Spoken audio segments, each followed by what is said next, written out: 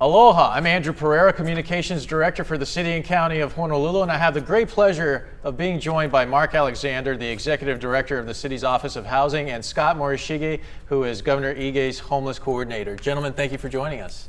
Thank you. Thank you for having us. We're here today to talk about the point in time count, which was released in mid-May. There's been a lot of media coverage about it, some of it accurate, some of it not so accurate. So we want to tell the folks exactly what they need to know about this latest point in time count. And first of all, Scott, let's throw it to you. What is the point in time count that everybody should know about? So the point in time count is an annual census of the homeless population. It's conducted every year, usually in the last week of January. HUD requires that communities do this every 2 years, but locally we do it on an annual basis every year. And Marc, obviously funds are tied into this point in time count, federal funds that is. Absolutely, which is why it's so important to get an accurate count. It's important for funding, it's also important so we can see what's working and what's not.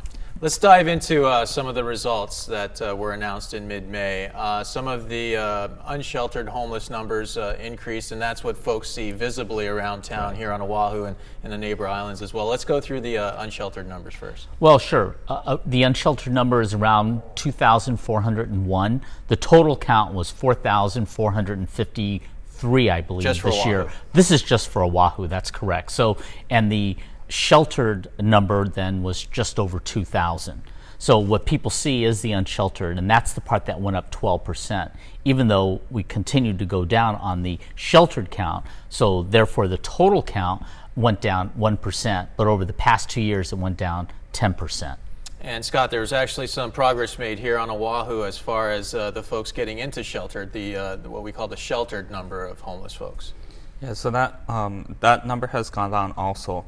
Partly why that number has gone down is the state and the city and county are starting to shift their resources from transitional shelter really to an increased investment in permanent housing, really focusing on bringing more permanent resources online, such as permanent supportive housing, housing first, and rapid rehousing.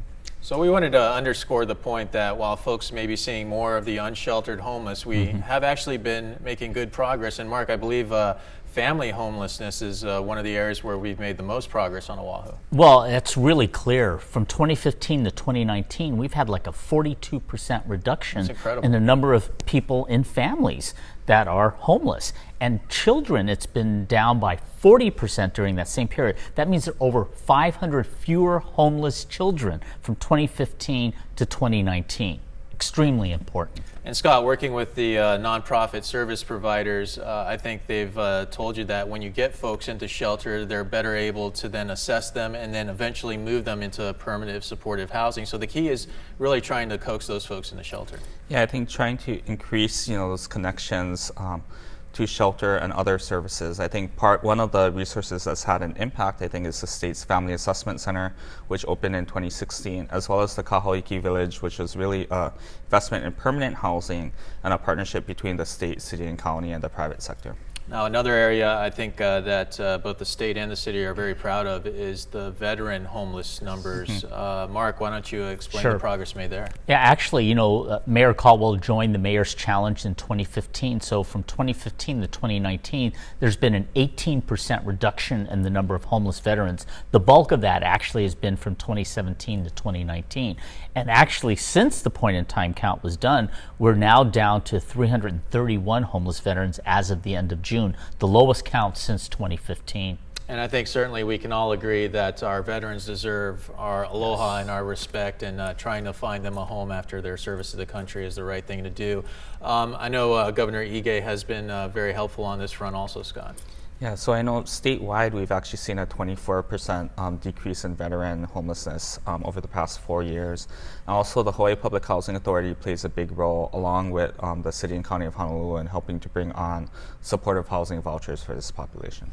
And there's the misconception out there that sometimes the state and the city aren't working hand in hand, but I think oftentimes you folks it's rare in a week where you don't see each other or you don't pick up the phone and speak to one another. So let the folks know, how closely the state and the city and county of Honolulu do coordinate on this issue of homelessness. Well, we talk to each other almost every day.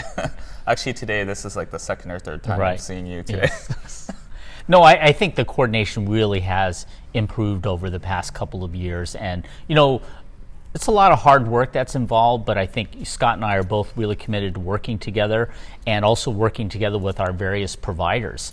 And we try to see the positive. We try to find areas of agreement. You know, privately, of course, we try to work things out. We're not always going to be in agreement. Sometimes we're not sure what the answer is, obviously, but we try to have good, frank discussions. But the main thing is we got to be in this together. And I think that's really yielded results, whether it's with veterans, families, and children. I think, Scott, both the city and the state learn from successes, successful projects, as well as those that may not be as successful. It's always a learning lesson. Yeah, I think, definitely we, learn from our experiences moving forward. And I think every time we try to kind of build on previous successes as we look forward. And I think one of the things that we're getting excited about is the involvement of our law enforcement entities, such as HPD, getting really more involved. And it's a model that a lot of the mayors that visited us in the Conference of Mayors were excited to see. Tell us about the progress that has been made in folding in the enforcement agencies into the issue of homelessness. Maybe start off with Marc. Okay, sure. One of the big interventions has been Help Honolulu, which is, really inspired by HPD, but is an interagency effort. And you basically have police officers that are like social workers with guns. They kind of go out and they really help with the outreach. They know the clients on the streets. They work with our outreach providers and facilitate the movement of clients from the streets to shelters by providing transportation, for example. So they work very closely with the sheriffs, with Scott's office, and trying to get people placed. And I think most importantly, trying to create a good relationship. It's more than once that I've seen someone moving in the shelter give one of the HPD officers a hug. And Scott, I think you'll agree that this new focus has been a real game changer. No, I think it is, and I think it's a real example of the collaboration between the city and the state. You have not only HPD officers there, you have people from Marc's office, from my office, Department of Human Services, our shelter providers, our outreach providers, so everybody working together collectively, and I think it's made a big difference. We're also starting to scale other related efforts, such as the Joint Outreach Center in Chinatown. That was also a partnership with HPD. And the state has since replicated that in Kaneohe with a joint outreach center at the Kaneohe Civic Center that will be opening later this year.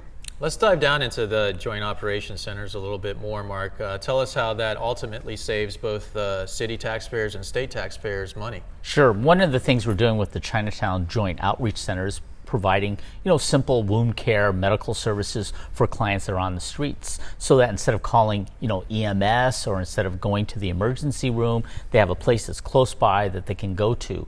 In addition, there's the opportunity for case management, getting connected with services. So we think that this has been very, very beneficial. It's not just cutting down on access to these emergency services, but it's making sure those emergency services are really available to those who need the emergency services. And Scott, I know you follow this issue closely. It's really savings of tens of millions of dollars possibly by diverting these folks where they can get triage care as opposed to going to an emergency room on board an ambulance.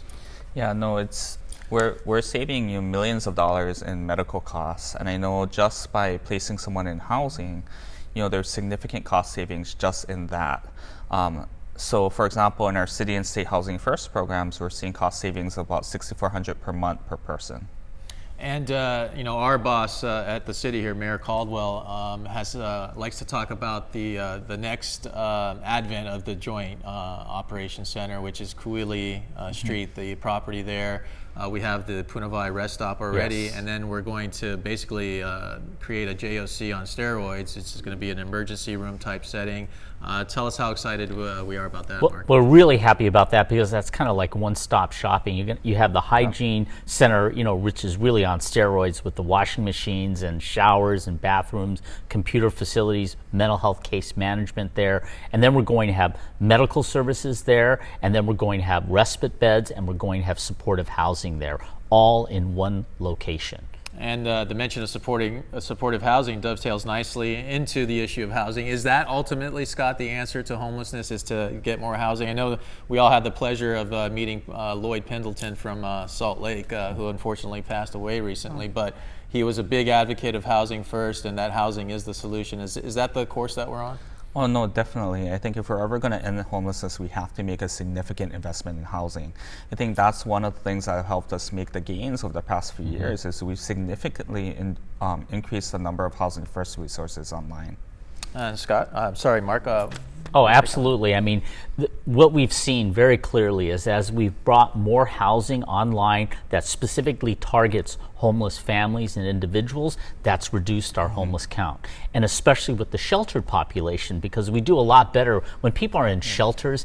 We can get them, kind of stabilized. They can get cleaned up. They get some food, get medical services, and then we do a really good job, our providers, in getting people moved into permanent housing once they're in that stable setting.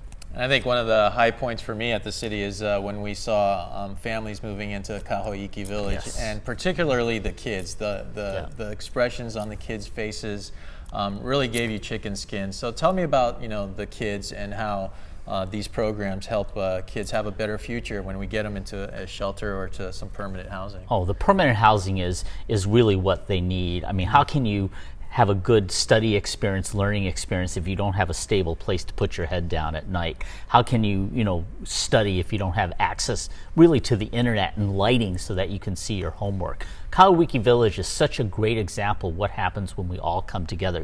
State land, city invested with the infrastructure, and great leadership from the business community with Dwayne Kurisu and his colleagues. So many people donated to that. And then they also provided the support services, not just the formal support services, but other ones, like they have hula there, they have a martial arts program, they have an opportunity to start planning things there, care for the area. All these things come together to help people feel, wow, we are important. We're contributing to our future. People care about our future. And so, of course, young people, children are going to do better in that environment. And Scott, so people know, the tenants at Kahoiki Village actually do pay rent, so it's not completely subsidized. I know my boss, Mayor Caldwell, was thrilled at folks moving in, and I'm sure the same reaction with Governor Ige. Oh, no, definitely. I think it really is making a true difference in the lives of the people that are housed there. I think there's even people that my office had encountered during an enforcement effort that got linked to Kahoiki Village, and just to see the transformation that providing a roof over your head can bring. And I think that really just shows the difference that we're making in a community for everybody. And shows also how the private sector has a role in solving this issue of homelessness. In fact, without the private sector, we really cannot solve homelessness. We need their expertise, we need their nimbleness, we need their creativity in order to bring more of this, permanent housing online. And also, the big thing is we need community.